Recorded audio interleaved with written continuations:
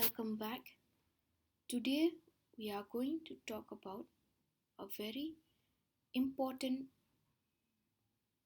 part of plant anatomy, and that is we are going to deal with the organization of apical meristem. But before we learn about the apical meristem, let us study about what is a tissue, how tissue is classified. Okay, we are going to learn about the meristematic tissue, characteristics of meristematic cells, the classification of meristem, but most importantly, the apical meristem. So, as we let us get into the types. What is a tissue? A tissue is actually a group of cells. Cell is a unit of life. If you have a group of cells that are coming from the same place and they have the same function, then you call them as a tissue. And what are the three important plant tissues? The first type of plant tissue is known as the epidermal tissue. What does the epidermal tissue look like?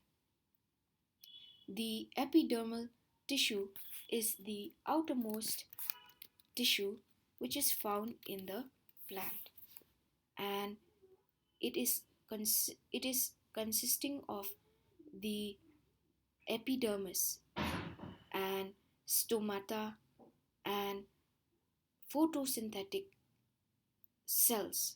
Okay, and it also has these hair-like structures called as the trichome. Okay, so the epidermis always has an outer layer called as the cuticle, upper epidermis, and stomata. Those are the epidermal tissue.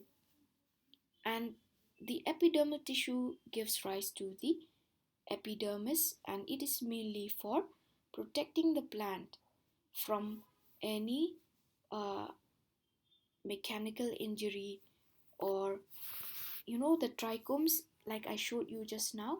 Those trichomes are present in the plant to prevent the animals from eating up all the leaves, because these trichomes, they secrete certain substances that can irritate the animal when they chew on the leaves. Then you have vascular tissue. The vascular tissue is nothing but the tissue which is going to give rise to the vascular bundle. And what is the vascular bundle? The vascular bundle is the bundle, or the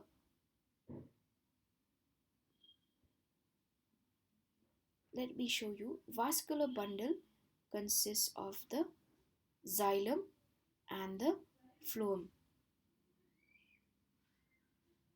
In this picture, you will see this is the vascular bundle. Okay, the vascular bundle has, can you see here, this is the xylem. The xylem is responsible for absorbing only water. Okay, and the phloem is, this is not actually the phloem, girls. This purple region is the phloem, responsible for absorbing only food product. So the vascular tissue helps to conduct food and water.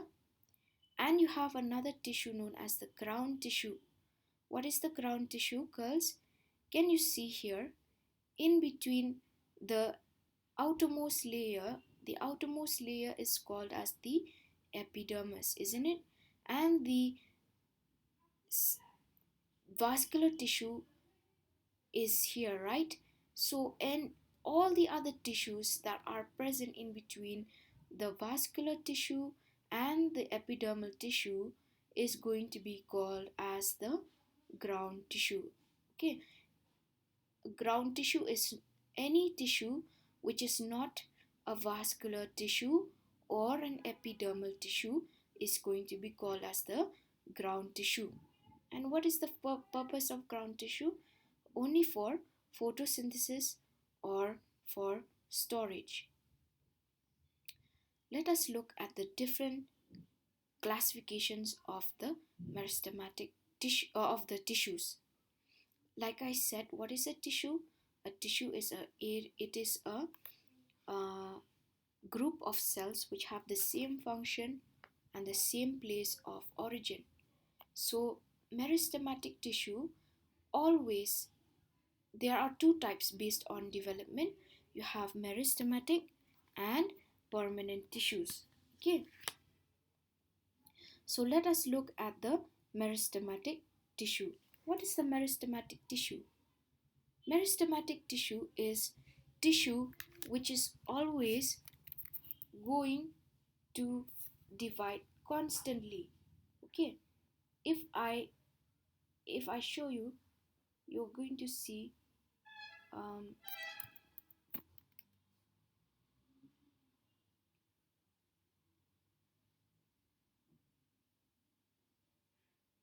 let me show you in this picture.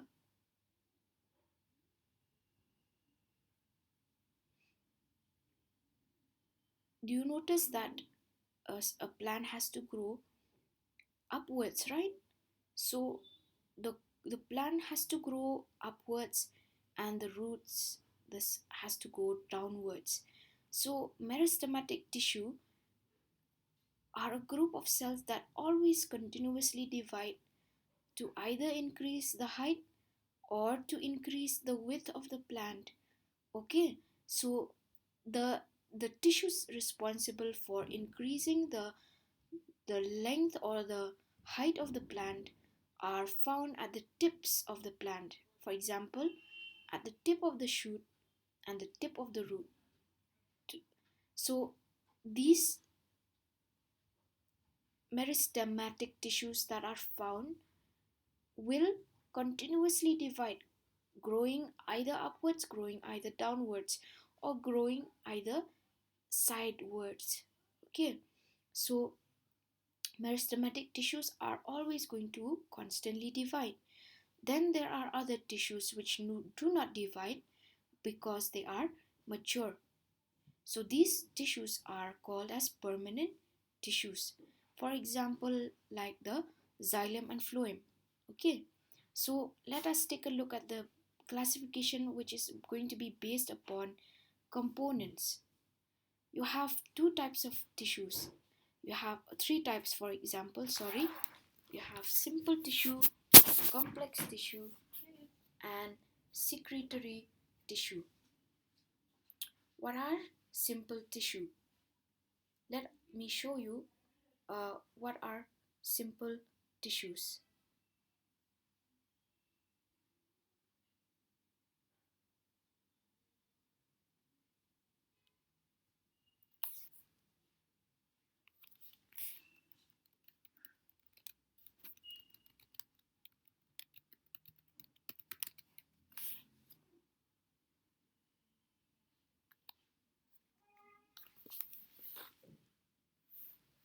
Okay,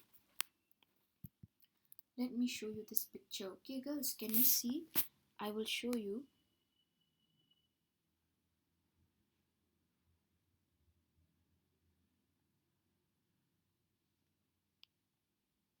Can you see in this picture?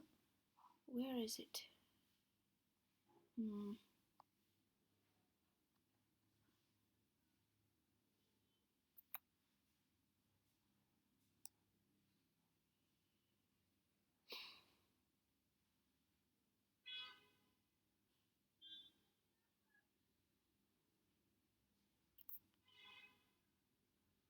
It needs to load. Okay. Uh, let us talk about these simple tissues. Okay. Can you see in plants you have three different types of tissues? You are going to study in detail about each and every one of them, because even though girls, these are not part of your syllabus, these are part of your learning concepts. Okay, you need to know what is a parenchyma tissue, what is a collenchyma tissue, what is a sclerenchyma tissue. So have you noticed the potato? If you cut a potato, you notice that the tissue in the potato is whitish and all the cells are uniform, and these cells are called as parenchyma cells because the parenchyma tissue is composed of parenchyma cells. So how do the parenchyma cells look like? These cells have very thin cell wall. Can you see? And these cells, they are responsible for storing substances, for example like starch and proteins, and also they help in the repairing of plant. When the plant is injured, these cells can help to repair the plant. Almost all the cells of the plant are composed of parenchyma tissue and are composed of parenchyma cells, sorry. And in this parenchyma cell, you have only one type of cells. Let us look at the second type of cells, known as the collenchyma tissue. In the collenchyma tissue, if you have eaten a celery plant, you will have a crunchy sound. Why so? Because the cells of the celery have collenchyma cells, and the outermost cell wall is very thick, but not as thick as this third one, but it has a thicker cell wall as compared to the parenchyma cells. And they also they help to provide support to the plant. Okay, they have more rigidity, they are stronger than the parenchyma cells. Now let us look at the sclerenchyma tissue. Have you eaten a pear fruit? If you've eaten the pear fruit, you notice that uh, the the texture of the pear fruit is like eating, it becomes gritty, and uh, the cells are, you can actually feel the cells. Why? Because these cells are made up of sclerenchyma cells, and the sclerenchyma cells, the cells actually are mature, very mature cells that are almost fully covered. The cell wall is very thick. Can you see in this picture? You have two different cell walls. You have a very thin primary cell wall but a very thick secondary cell wall. Why? Because the secondary cell wall is composed, is deposited, it has a thick deposit of lignin and cellulose. So the sclerenchyma cells are cells that help to support the plant, and they are mostly, they are all dead, whereas the whereas the collenchyma and the parenchyma cells are living. So those are the simple tissues: parenchyma, collenchyma, and sclerenchyma. Now you have a complex tissue. What is a complex tissue? A complex tissue is a tissue which has two different or more than two different types of cells. As you can see in simple tissues, if you talk about parenchyma, you have only one type. If you talk about sclerenchyma, also you have only one type of cells. But in complex tissues, if you notice, in complex tissues, you have two different types of cells that are two or three different types of cells that are found within the same tissue. For example, now if you take a look of uh, xylem.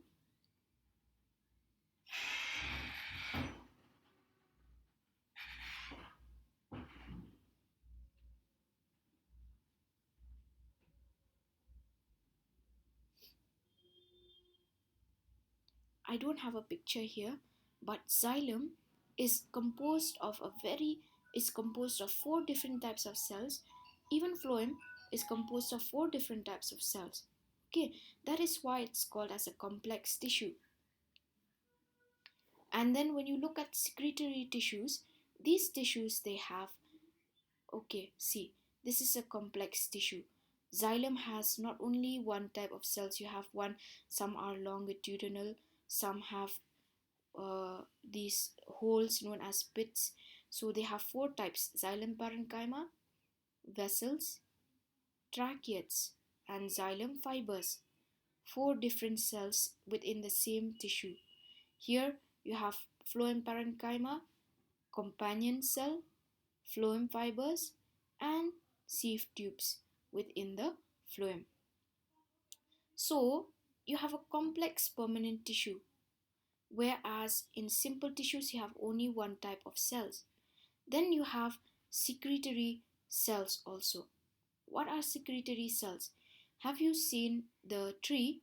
When you look at the tree, certain substances are produced on the tree trunk which are very sticky. Those are uh, resinous cells which secrete resin. And also you have these trichomes. These trichomes are cells that produce sticky uh, gum-like substances which are glandular or secretory. So those are the different types of cells, and I hope you've understood that. So we'll continue with the types of meristematic tissues in the next class. Thank you, girls, for your kind attention.